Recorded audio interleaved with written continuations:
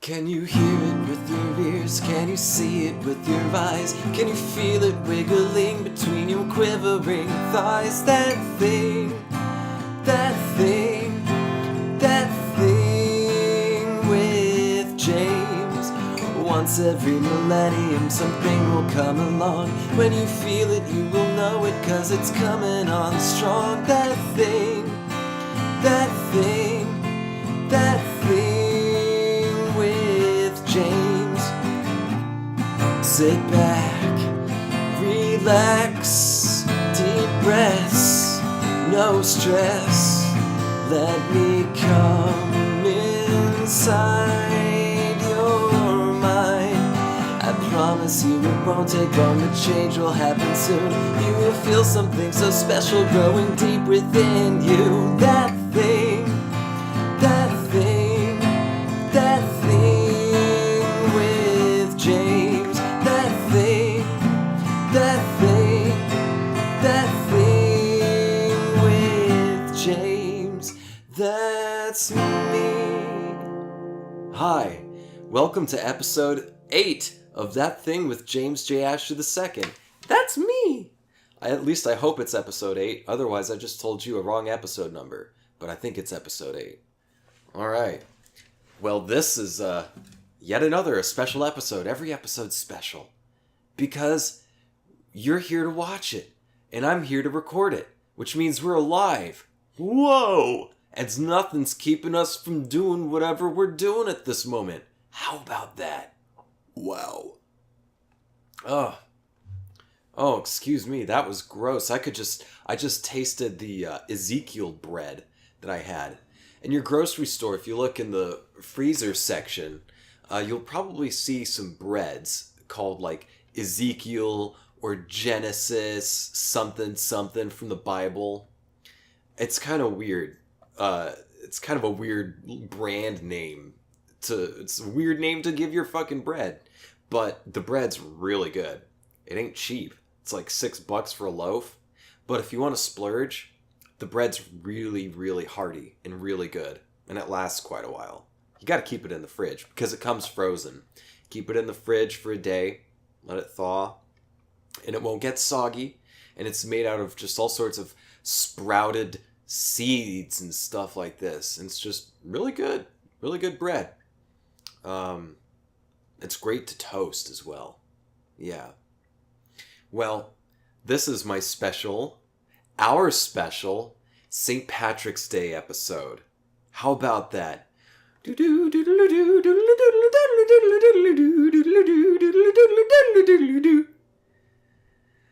don't know. I think that's a Pogues. It's either a Pogues or a Dropkick Murphy. I think that might be Dropkick Murphy's, that little melody I just doodled. Doodle a melody. Yeah, St. Patrick's Day. It's my second favorite holiday of the year. My first favorite is Halloween. And St. Patrick's Day is my second favorite holiday. I love anything that gives you an excuse to dress a little funky and to drink more than you probably should. I like that. It's good. Unfortunately, there's not a whole lot of St. Patrick's love in this town. There's a lot of St. Patrick's Day haters out there. I don't care. Doesn't stop me from enjoying my second favorite holiday. I like to wear green, and I like to drink, especially on St. Patrick's Day. I don't drink nearly as much as I used to in general, in life in general, but St. Patrick's Day is a special day. To get corned beef and cabbage and potatoes and whiskey. Jameson, Tullamore Dew. What's the other one I use? There's Jameson, there's Tullamore Dew. That's the one I'd usually get, is Tullamore Dew. And then there's like a third kind of major brand that I'm forgetting. It's not Irish Rose. Fuck that noise. Irish Rose, more like Irish vomit. Am I right? Anyway, yeah, Austin, Texas doesn't have a lot of culture. It's really... I was writing about this earlier, actually. I was writing about how Austin, Texas The Austin, Texas slogan is "Keep Austin Weird." And historically, Austin has, like, since the counterculture youth movement of the 60s and beyond, it was a funky place to be. It really cherished counterculture, alternative, freaks, weirdos of all stripes and sizes were welcome here and were cherished and nourished in this place, in Austin, in this city. But over time, it's changed. So when I first moved here, fucking Richard Linklater is half the reason I moved to this city, because of that movie Slacker. I was like, I identified with a lot of the shit that went down in that movie Slacker. I was like, yeah, I'm kind of a fucking stoner bum who's into like weird stuff. And Austin seems like it's fucking great, you know? Yeah, I don't know exactly how to express what I was trying to go. I don't know where I was going with there. I'm kind of digging myself in a hole. Now I'm trying to climb back out. But anyway, yeah, I thought Austin was going to be like this cool counterculture place that was at least kind of affordable to live in as a struggling artist. But it turns out it's not. And now it used to be, from people that I've talked to who've lived here for a long time, it used to actually be like that, like it was depicted in the movie Slacker. However, since around probably the year 2000, things started changing in Austin. It started becoming a little more gentrified. I wasn't here personally. I'm just kind of relaying stuff that I've heard secondhand. So it started getting gentrified and a little more expensive, a little swankier, a little nicer, a little more put together. Not just visually, but culturally as well. The personality. However, Austin still held on to its slogan of "Keep Austin Weird." However, the weirdness has been, over the past 19 years or so, the weirdness has been conventionalized, commodified, and capitalized. Now, alternative is mainstream. Even it's another branch of mainstream, alternative. You know, like, let's be conformist together. That's the thing with a lot of conformity. If you look at, a lot of people, like, let's find a pool. Let's narrow down our focus here. Let's look at goths. I still consider myself a goth, at least inside. But goths or emos would be even better, because emos really got capitalized on, the whole emo culture. The whole idea behind it, well, not the whole idea, but a large extent of the goth or emo, which are not, they are exclusively, they're sovereign things. Goth does not necessarily mean emo. Emo does not necessarily mean goth. They are two separate things, but they can intersect. That's another fucking peer review paper to work on it another time.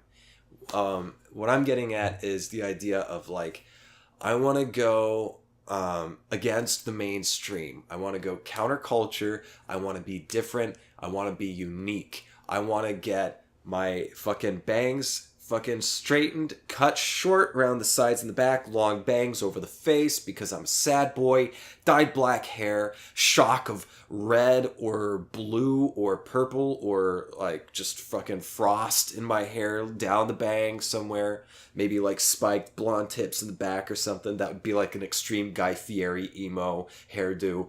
We're talking fucking eyeliner, which I totally fucking rocked.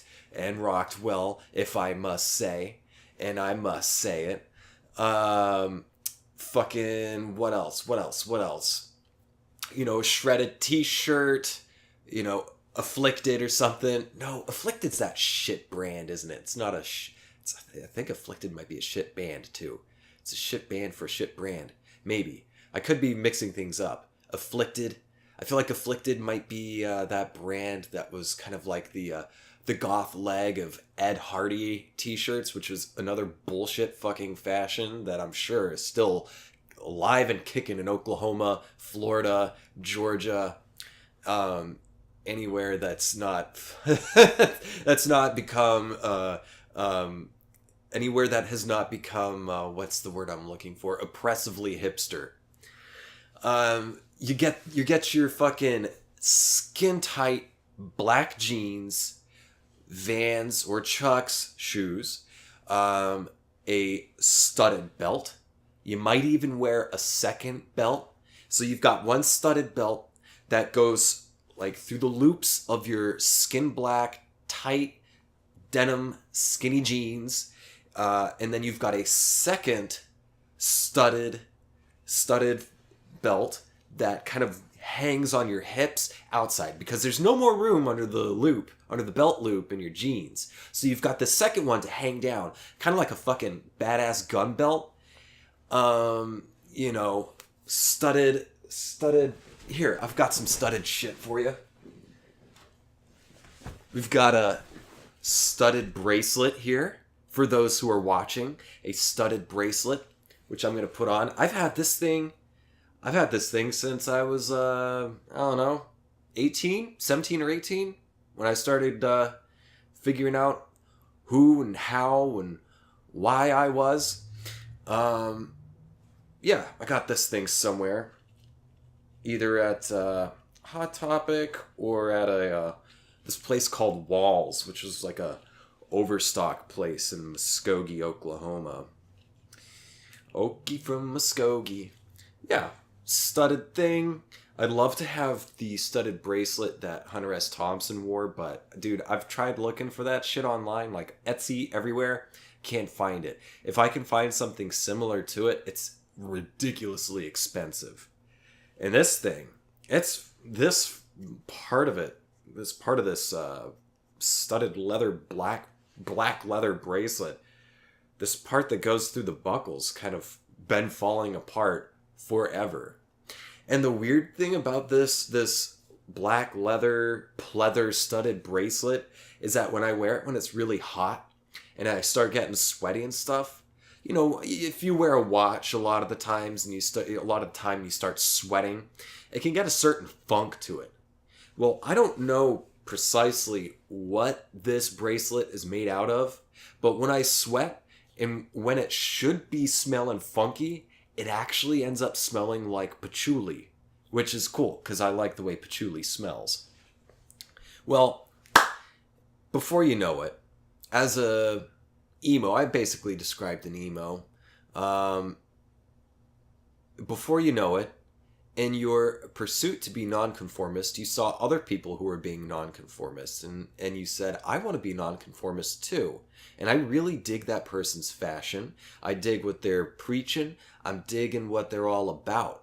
I like the cut of their jib. So I want to emulate that because I like it. And I think that look could look good on me. And it very well could look good on you. But after a while, so many different people start saying, like, oh, this person is nonconformist. That person's nonconformist, but I like their style, so I'm going to kind of adapt that into my own life as well, into my own style. And before you know it, a lot of people have, like, a lot of the same style. They're listening to a lot of the same bands, reading a lot of the same writers, and ending up with a lot of similar outlooks about things, which there's nothing wrong with it. That's just naturally how things happen. Earlier this week, I didn't read it, but I passed by some headline on, like, I don't know, some blog post on medium.com or something about someone saying why nonconformists eventually conform. And I like I said, I didn't read it, but I suspect it probably has something to do, maybe a little bit more in depth, maybe a little bit more research than what I'm talking about. But anytime there's like a counterculture or nonconformist wave, a happening, if you will, a lot of people will adopt similar attributes of that happening.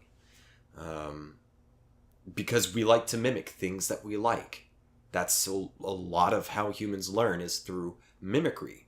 We mimic things that we like, that we think is good, that we think is good for us. Just stuff we like, we mimic it. And that's why there's that line, imitation is the highest form of flattery.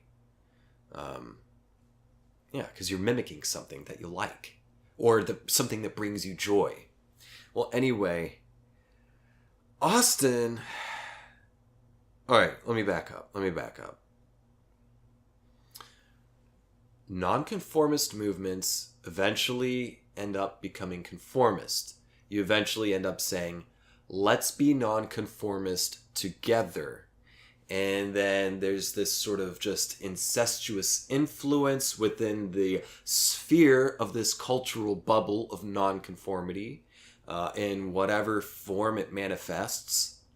And then advertisers will notice this stuff happening, and they will say, we can find someone who makes products, or we can hire someone to make products that will fit into that cultural bubble of nouveau nonconformists. And we can make products that seem in line with their values, that fit with their certain aesthetic, and we can make money off of that. And that's kind of what happened in Austin. And that's what happened with the line, with the slogan, with the tag, "Keep Austin Weird." What once was weird is no longer really weird. It's just a veneer. It's just a thin coat of paint where you scratch away and you see "Keep Austin Weird." It's not really...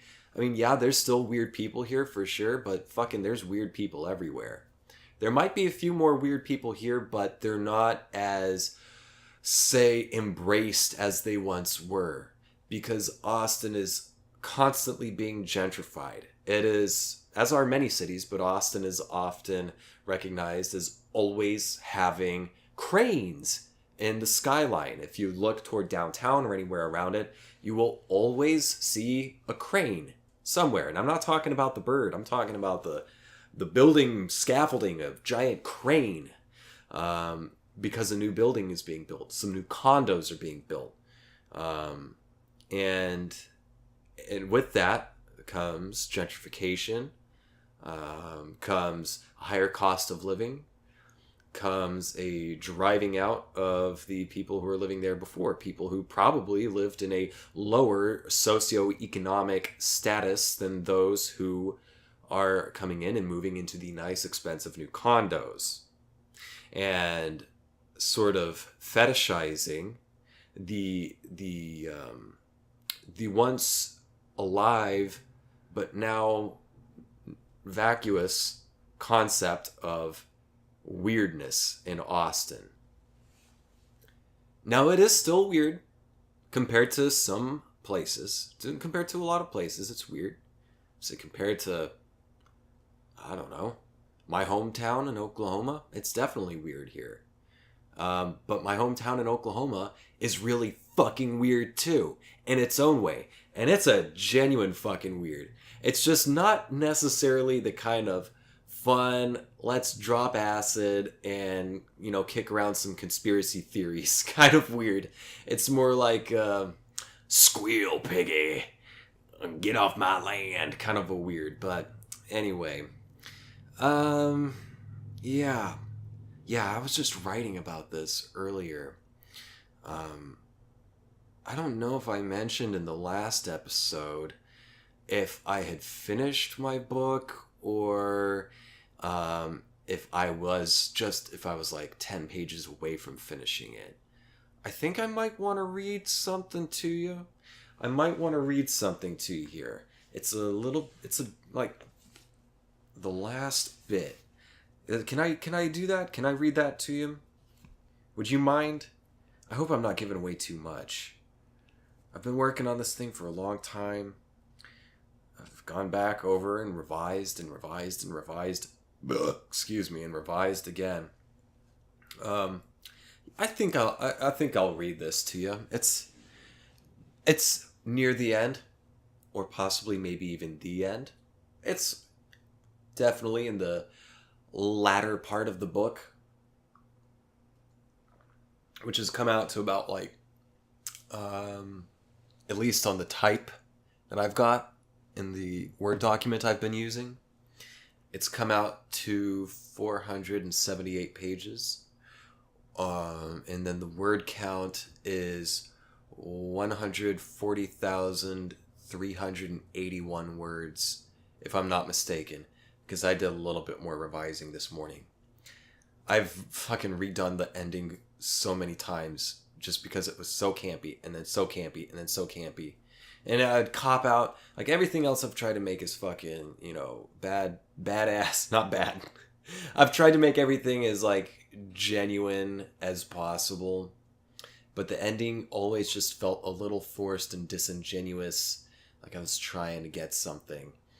And not saying what I really wanted to say. But the book it's a novel. It is definitely based off of some of my history. It's influenced. It's my life has definitely influenced the narrative, but I do consider it a fiction. It's a novel, just kind of like a semi-autobiographical kind of novel. Anyway, so this is something I worked on today. I think I'll share it with you. The story I should probably tell you. The story is about a young man in his mid-20s, whose world, the whole personal world around him, it's not like the literal universe or the literal earth is falling apart, but just everyone close to him, all those close relationships and all of the circumstances of the main character's life are falling apart, just crumbling, disintegrating, just tearing at the seams in a bad way. And the main character, whose name is Arthur Nathaniel Deco, if I remember. I think I put in his middle name. I hope I did, because then his initials are A-N-D, and yeah. So Art is just trying to get his life started, but Art keeps running into a lot of problems, a lot of challenges that are making it extremely difficult for him to even get on the path that he wants to travel, at least at this part in Art's life. So this is from a much later part in the book. Here it is. And it's told from first person through Art's perspective. Here it is. I used to beat myself up for getting turned down most of the time. I used to think that I was doing something wrong. I used to think that I was at fault for not being who and how other people wanted me to be. Well, fuck all of that. A quote comes to mind. I'm having trouble pinpointing just who said it, but I think it was from the legendary acting teacher Stella Adler. It goes something like this. You have the right to be who you are, how you are, when and where you are. I read that line a long time ago, but I'm just now starting to live it. I'm just now starting to feel comfortable in my own skin. I'm done with trying to be someone else's best. My best is my own best. I'm done trying to live up to what I assume to be other people's expectations. My truth is good enough for me. I'm done with hiding and wishing and waiting for the world to come to me. I'm stepping out and giving the world what I have to offer. And if I fail, so be it. I'll learn to fail better. I'll keep doing, not in hope of achieving success, but for the simple fact that I have to do something, and I have to do it in my own way. I kind of like that for now. I like that for now. We'll see how I feel about it tomorrow. I might change my mind. Let's see, how long have we been recording now? 4:03. Let me check something. I've been having some weird technical issues, and I want to see if I can take care of it right now.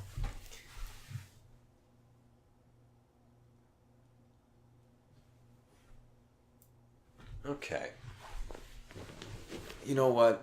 Fuck it. So what I'm talking about is I record the video on my phone, and for some reason it's something to do with the system on the phone. It won't record a video file larger than 4 gigabytes. Now, I've looked into the formatting on the micro SD card I use in my phone, and I'm using nerds, start fapping. I formatted the micro SD card to an exFAT format, so it can record larger than 4 gig files.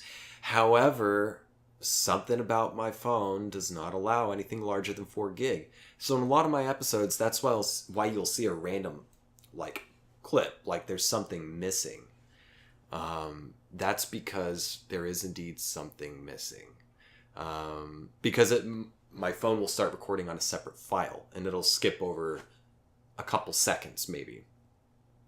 And then somehow that kind of sends the tracking off the rail between my phone and the audio. They kind of start going at different speeds a little bit, so the sound and the movement will become out of sync for some reason. So I don't know what the deal is other than get a legit camcorder or something, but that's when that's possible, I'll make it possible. So for now, I think I'm going to take a quick break so I can avoid that weird jump, and I'll be right back. I'll play a little bit of a song for you that I've been working on, okay?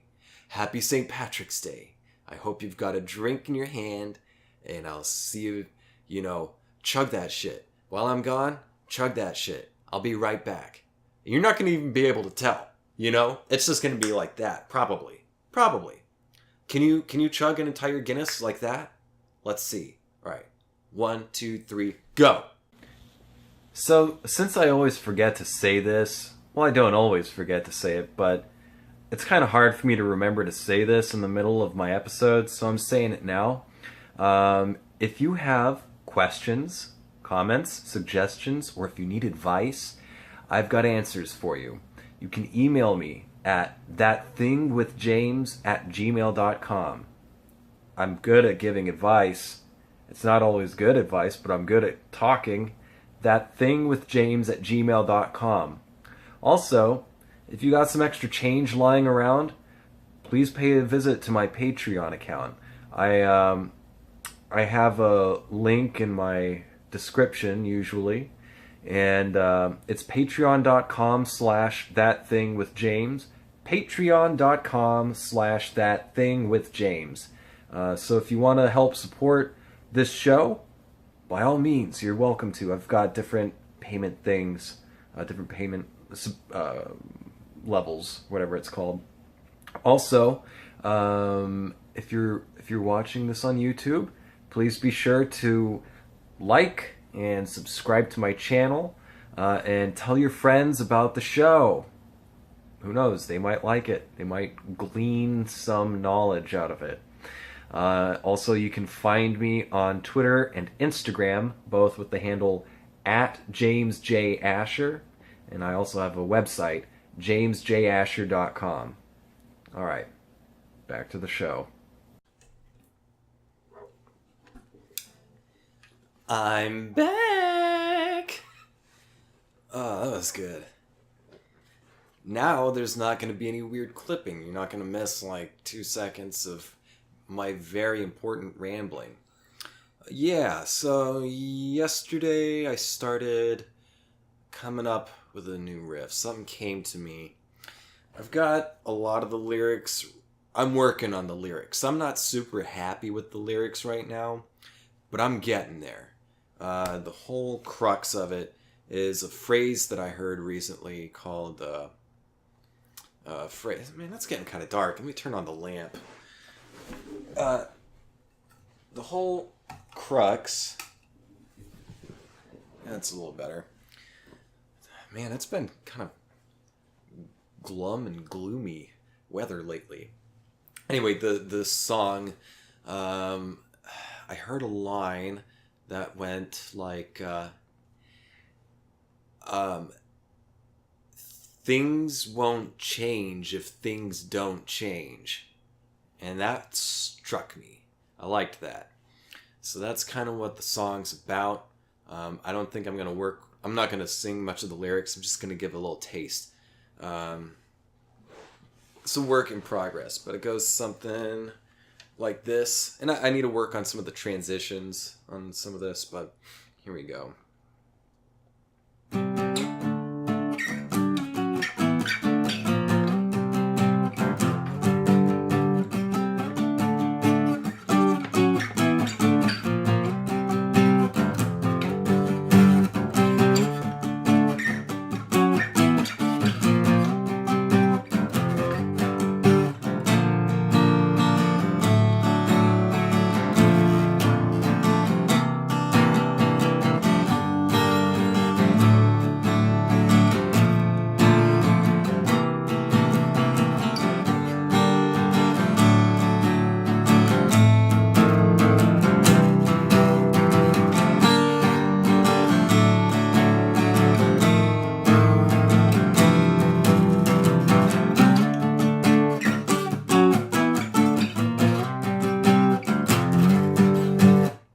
See if I can remember some of the lyrics that I was working on like all day yesterday.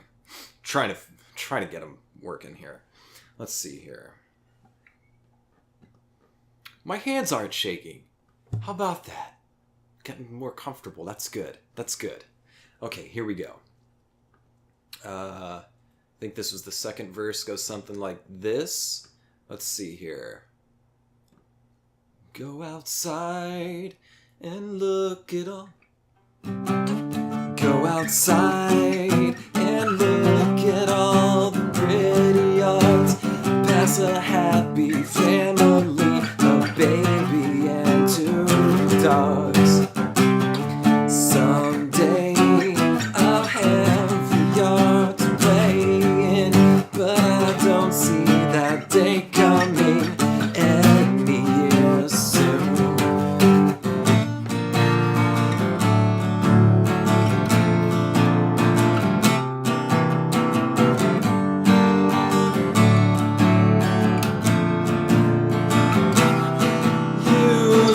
Yourself inside, you're afraid to go and tell where to fail.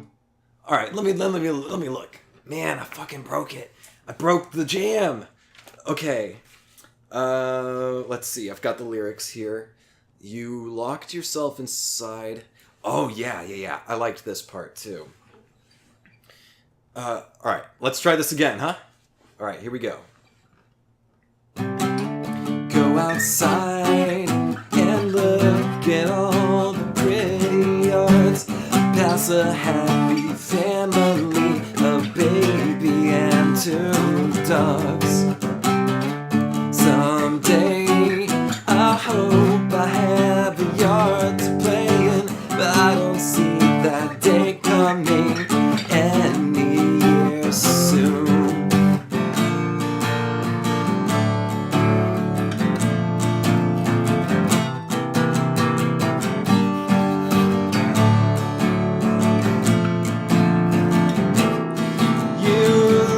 Yourself inside, you're homesick for somewhere you've never been. What's the word for that feeling? Oh well, you wish you had some strangers who don't speak your language, so you'll get some pure communication. You gotta go outside. Things won't change if things don't change. That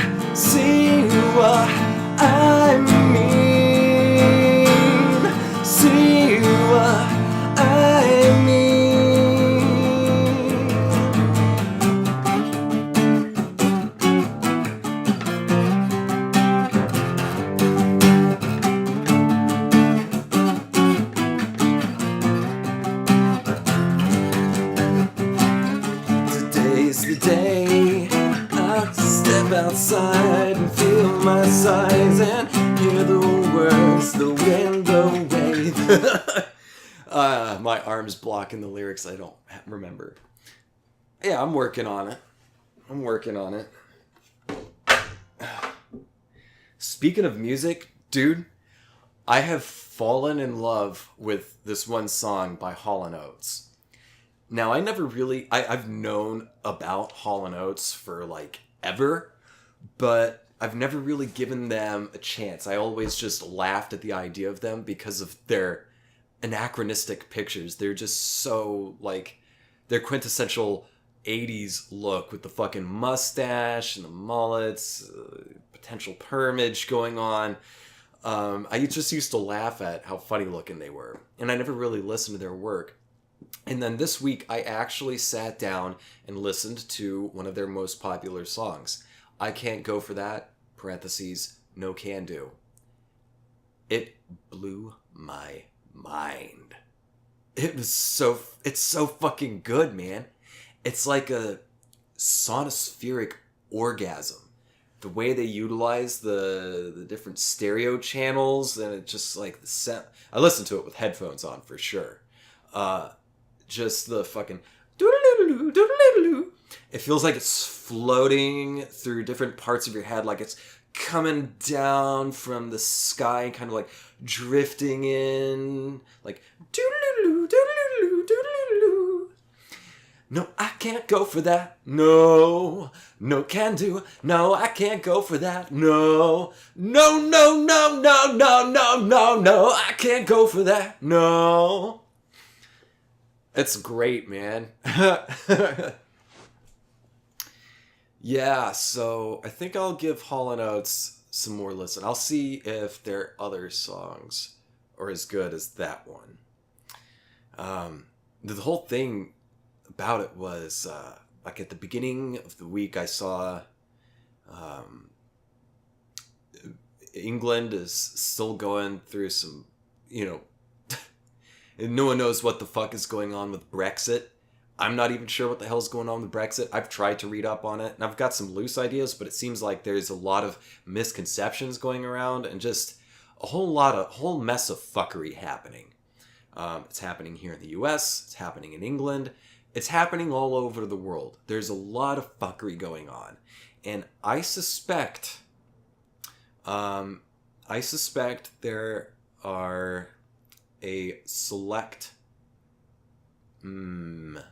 entitled people who are helping to sow this mass worldwide chaos. Kind of like in a riot, you can just run into an electronics store and grab yourself a TV, just as long as you don't get bashed over the head or something, or tear gassed.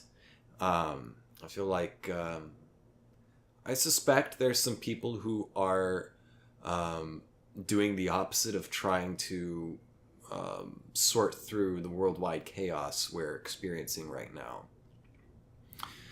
And oh God, while I'm thinking about it, poor New Zealand. How fucked up is that, man? The massacre that happened there, the extreme right-wing neo-Nazi white supremacist terrorists, right-wing, extreme right-wing white supremacist neo-Nazi terrorists is what they are. Terrorists. White people. Terrorists. Anyway. I wonder what I was trying to imply there. Anyway, yeah, I saw this stuff about Brexit, and there's a comedian I really like, English comedian named Noel Fielding. And if you've seen The Mighty Boosh, you know exactly who I'm talking about. Vince from The Mighty Boosh. Yeah, that guy. If you've seen The Mighty Boosh. If you haven't, I totally recommend it. You can find it online. It's not that hard to find. That show is genuinely weird. Like, I I really respect a lot of British comedy. I respect that England often seems much more willing to embrace things that are not necessarily commercially safe. Whereas in the U.S., U.S. has a long history of only sticking with things that are commercially safe, not risks. Because, that's why we have all these Marvel movies. There's already a pre-existing fan base. Those movies are already going to sell. It's not a risk at all. And they're very well done. And certainly there's original adaptations of these stories, of these graphic novel stories. But as far as truly brand new, one of a kind stories, it's we're getting better nowadays.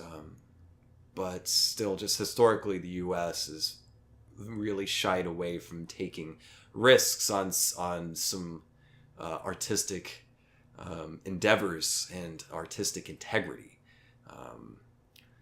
There's a lot of, at least from the business point of view, there's a lot of effort in trying to compromise artistic integrity to create a final product that is a little bit more conformist with the standard modes of convention, the status quo. Now, the show I'm talking about, Mighty Boosh, totally original. It's fucking funny. It's really funny, and it's really trippy and goofy. I love it. It's very surreal. But one of the creators is this comedian Noel Fielding, and I follow him on Instagram, and he posted commenting on this newly failed, I think, no deal vote on Brexit. Like I said, I don't fucking understand all the ins and outs of it. But he posted a GIF or a short clip from the show Mighty Boosh, and it's where one of the characters, Bob Fossil, who's played by it's this American comedian who's just funny as hell. He's on Drunk History I think maybe once every season or so. What is his name? Bob Fossil. I gotta look this guy up because I if you're not familiar with who I'm talking about, you gotta look this dude up. He is so funny. Okay. Let's see. Web search. Mighty Boosh actor Bob Fossil. Okay, so in the early 2000s, there was a really kind of a trending sort of viral video called Old Greg, Mold Greg. You ever drink Bailey's out of a shoe? It's about as close as you can get to... This is as close as you can get to Bailey's without getting your nose wet. If you've seen that, let me show you my mangina. That's from Mighty Boosh. And one of the actors in it is this American comedian, Rich Fulcher. If you're watching, here's a picture of him. Rich Fulcher. He is just such a goofball. He's so fucking funny. In the picture I showed, if you're watching, that's him dressed as the character Bob Fossil. Well, anyway, he's just dancing around in his office to I can't... What was the name of the song? I Can't Go With That. No Can Do by Hall & Oates. Just dancing to that song, and I'm like, what is this fucking jam? And they started singing, and I was like, wait, that's that song from the 80s. And then I also heard it the week previously on some podcast. Someone played the intro to it with the doodle-doodle, doodle-doodle, the synthesizers and the guitar and the blues guitar and then the bass.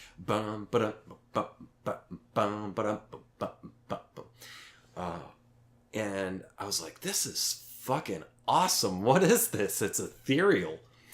And then I looked it up and it's the same song. So that song, I can't go with that. No can do. It's kind of been following me. It's a synchronicity, I think, but it just keeps coming into my life, so I had to listen to it, and I listen to it, and I love it. That's all I wanted to say. God damn, I'm thirsty now. Pardon me while I have a sip of H2O.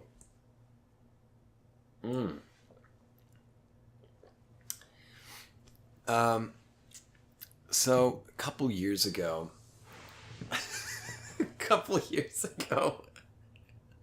oh God, a couple years ago, I got really freaked out by some shit I found on, I think, Reddit. I was like, it was all these fucking headlines and articles and infographics and stuff saying like, did you know this shit is everywhere? Someone's got to put a stop to this. Dihydrogen monoxide. It's everywhere. It's in your kitchen faucet. It's in your food. It's in your bottled beverages. It's in everything. We got to put a stop to dihydrogen monoxide. And I told my girlfriend about it, and she started laughing at me and called me a dumbass. And she was like, that's water. And I was like, no, woman, it's in the water. And she was like, no, dumbass, it is water. Dihydrogen monoxide. 2 hydrogens, 1 oxygen, H2O. Water. And I laughed. And then she made fun of me forever. I still get shit for it. So, don't be fooled. Dihydrogen monoxide. Yeah. Yeah. Well, I think I'm done for now. Happy St. Patrick's Day. I hope you have a great day. Thanks for watching. I love you. Mwah. Bye. See you next week.